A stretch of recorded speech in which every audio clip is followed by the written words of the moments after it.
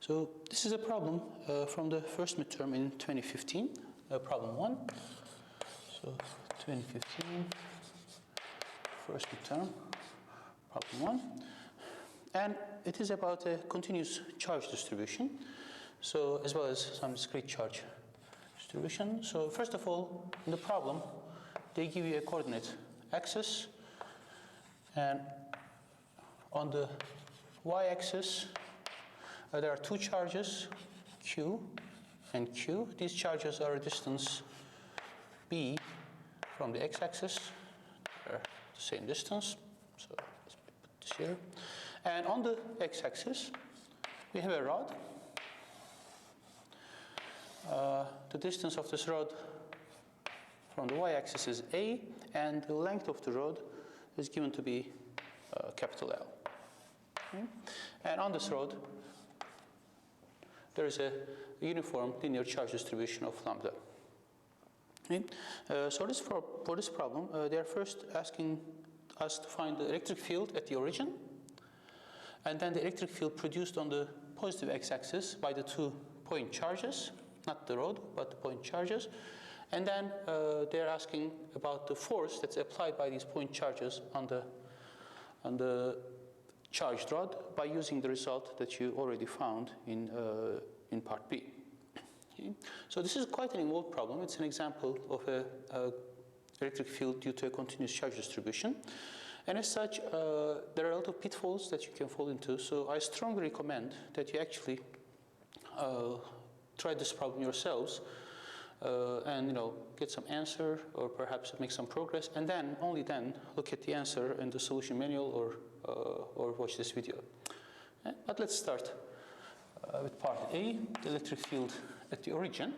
Now the first thing to notice is that these two charges, their electric field produced at the origin, are going to cancel each other. They're both positive Q, they're equidistant from the origin. This positive charge is going to produce a downward electric field at the origin, and this positive charge is going to produce an upward electric field at the origin.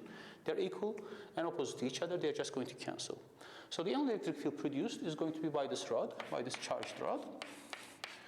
And that charged rod, because it's on the x-axis itself, is going to produce an electric field purely horizontal, right? It's going to be in towards the negative x direction, but it's going to be horizontal. It's only going to have a x component. By the way, they are asking explicitly to express your answers in terms of the unit vectors for all 3 parts, which means that we do not need to find the angles. We just need to find the components. But in this case, it turns out that everything is just on one axis, so the component itself is the vector itself.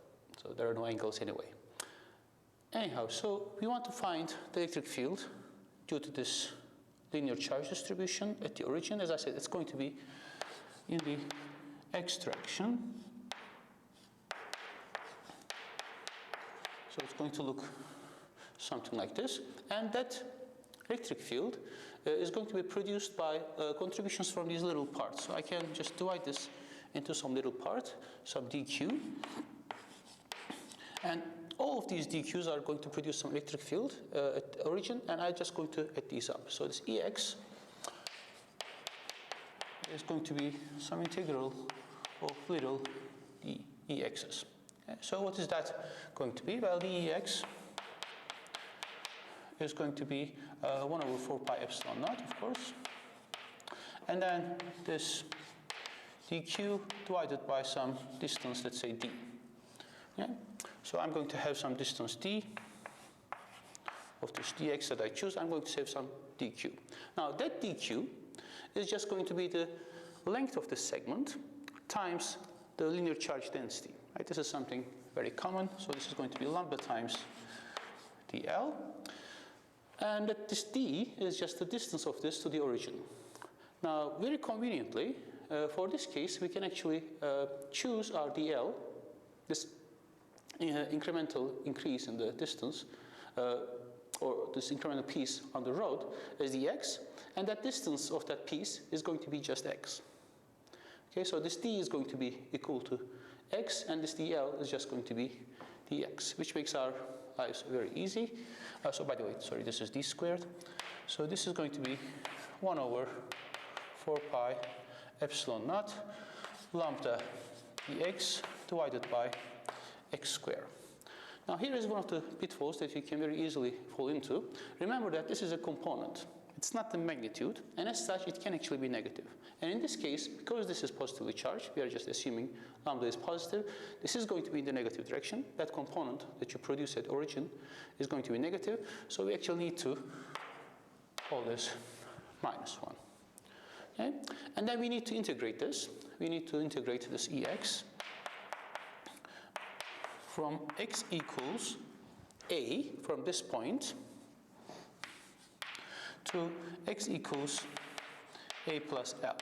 Okay? And all of this, just 1 over 4 pi epsilon naught lambda dx over x squared with a negative sign. And this integral can be done. 1 over x squared is just the integral of -1 over x. So derivative of -1 over x. So this integral, its primitive function is going to be -1 over x. That minus is going to cancel this one. And so I'm going to have lambda over 4 pi epsilon naught 1 over x from x equals a to x equals a plus L. So this is going to be lambda over 4 pi epsilon naught 1 over a plus L minus 1 over a. Okay? And one quick check that we can make, we expected this to be a negative number, right? And this is a number with denominator a plus L, and it's a number denominator with a, so this is larger than this one. The denominator of this one is larger than the denominator of that one, so this is a smaller number than this one, so their difference is going to be negative, which checks out. Okay? We expected Ex to be negative, and this is going to give something negative. Then you can carry out the algebra and calculate the Ex more explicitly. You don't need to leave it this way, but you can also, the physics is done. Okay, so for part B, they are asking for the electric field produced by these two charges along the x-axis. So let me clean this up. Okay.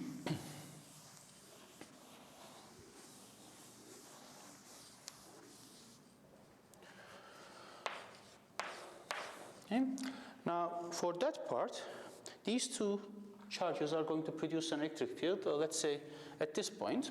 Okay? And I'll call this one 1 and this one 2. So this is going to produce an electric field like so. Okay? Some E1. And this is going to produce an electric field like so. Some E2. And as you probably can tell, that the vertical components are going to cancel out, and we're just going to be left with a purely horizontal total electric field. Okay? So, again, our electric field is going to be in the x direction, and that Ex is going to be the x component of the contributions coming from the two charges. But those two are equal to each other, so I might as well just write this is 2 E1x. Okay? And what is that E1x going to be? Well, if I call this angle theta, then E1x is just going to be E1 times cosine theta. Okay? Now I need to write this in terms of x and the other quantities given here, b's and a's and l's and so on and so forth. Well, L doesn't enter the equation, neither does A, but B will probably enter this. So this point is going to, okay, let's first write this explicitly. So this is going to be 1 over 4 pi epsilon naught q divided by let's say some distance square times cosine theta. Okay? Now that distance is this. Okay?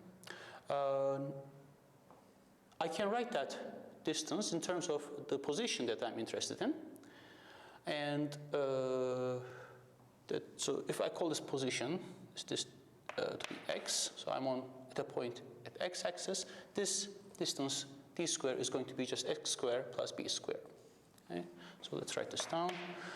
Q over 4 pi epsilon naught, this d squared is going to be 1 over x squared plus b squared. Cosine theta, on the other hand, if we look at this right triangle over here, cosine is the adjacent over the hypotenuse. So this is going to be x over x squared plus b squared to a half. Okay, so the hypotenuse is the square root, and then we can put this together. This is going to be q times x over 4 pi epsilon naught x squared plus b squared to 3 halves. And if we want the electric field, this is going to be twice this. This was just for one component, and it's going to be the positive x direction.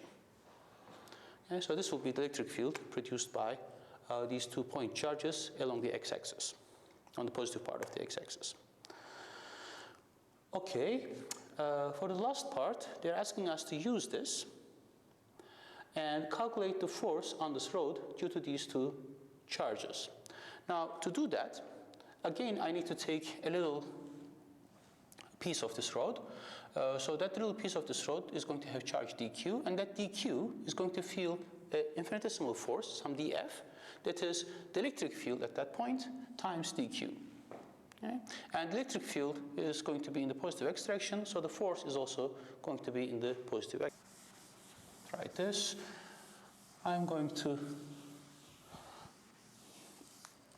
keep this one because I want to use it. So my force is going to be dq times the electric field that is produced, and that dq is something we already know. Okay? So this is going to be lambda dx times the electric field. Sorry, this is df, the infinitesimal force, the force that's felt by infinitesimal part of this rod. And the actual force is going to be just the integral of this. Right? So I can write this a little bit more carefully. So df is going to be dfx times I hat. It's purely in the x direction. And fx is going to be integral of this dfx from x equals a to x equals a plus l, just like we did before. Okay? And now I need to substitute this dfx into my integral. So this is going to be, my integral is from x equals a to a plus l. So it is this electric field produced times some lambda dx. Okay? So 2qx lambda dx divided by 4 pi epsilon naught x squared plus b squared to 3 halves. Okay? And this integral can be taken. How? Well, one thing to notice here is that I have x dx here and x squared here. So one substitution that would work in this case is u equals x squared. Then du will be 2x dx. Okay, so I can rewrite this integral, this 2x dx is going to be du, and this is just going to be u. Then it becomes a simple integral. Okay?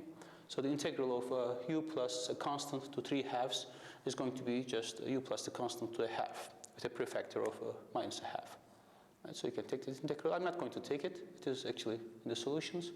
But this is how you would proceed to take the integral.